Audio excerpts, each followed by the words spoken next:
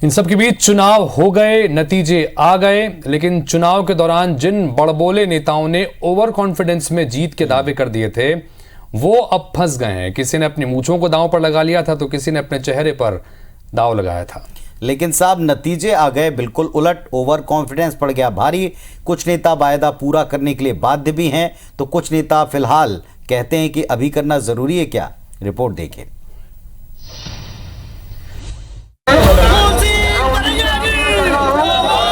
नतीजों के आने से पहले नेताओं के अति आत्मविश्वास से भरे बयान अब उन पर भारी पड़ने लगे हैं। किसी ने शर्त हारने पर मुंह काला करवाने का दावा किया था तो किसी ने मूंछों पर दांव लगाया था। लेकिन अब जब नतीजे आ चुके हैं तो इन सभी नेताओं को रह रहकर वायदे पूरे करने का दबाव डाला जा रहा है। इसी कड़ी में एक वायदा मध्य प्रदेश में पूरा होता भी दिखा।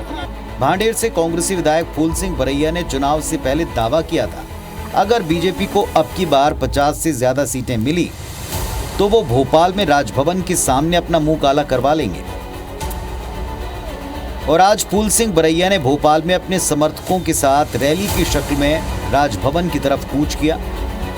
उनके साथ पूर्व सीएम दिग्विजय सिंह भी मौजूद रहे। दिग्विजय सिंह ने फूल सिंह बरैया को पूरा मुंह काला करने से रोकते हुए प्रतीकात्मक तौर पर एक काला टीका लगा दिया। बरैया ने फिर दावा किया अगर आज पोस्टल बैलेट से प्रदेश में चुनाव करवा लिए जाएं तो भाजपा प्रदेश में 50 सीटें भी न जीत पाएगी।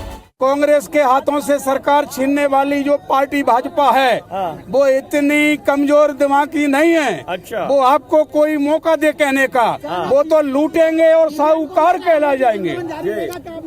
अब ये फैसला हमारी पार्टी में होगा तो हम लोग जैसा फैसला होगा वो काम करेंगे।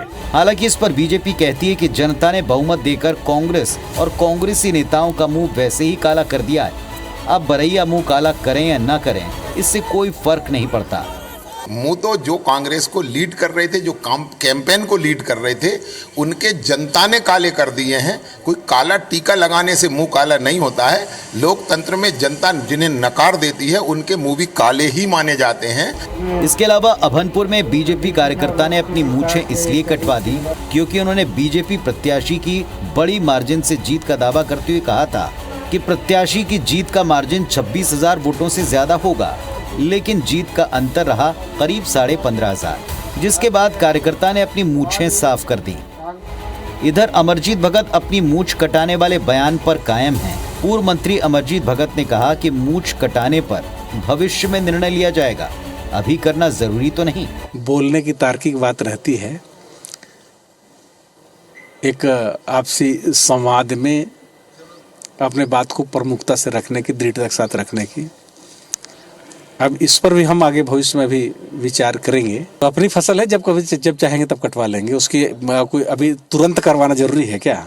जब कटवाएंगे तो हम बता देंगे आपको कि आइए हम आज अपना फसल कट। कुल जमा जोड़िए, चाहे नेता हो या कार्यकर्ता, वोटर के मन की बात पूरी तरह से कोई भी भांप नहीं पाया।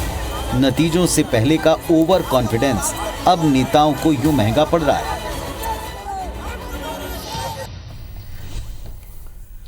चलिए अब नेताजी अपने वायदों को चुनाव जीतने के बाद कितना निभाते हैं और चुनाव हारने के बाद कितना निभाते हैं ये जनता देख रही है। आखिरकार वो सब कुछ जनता को लुभाने के लिए तो कहा जाता है।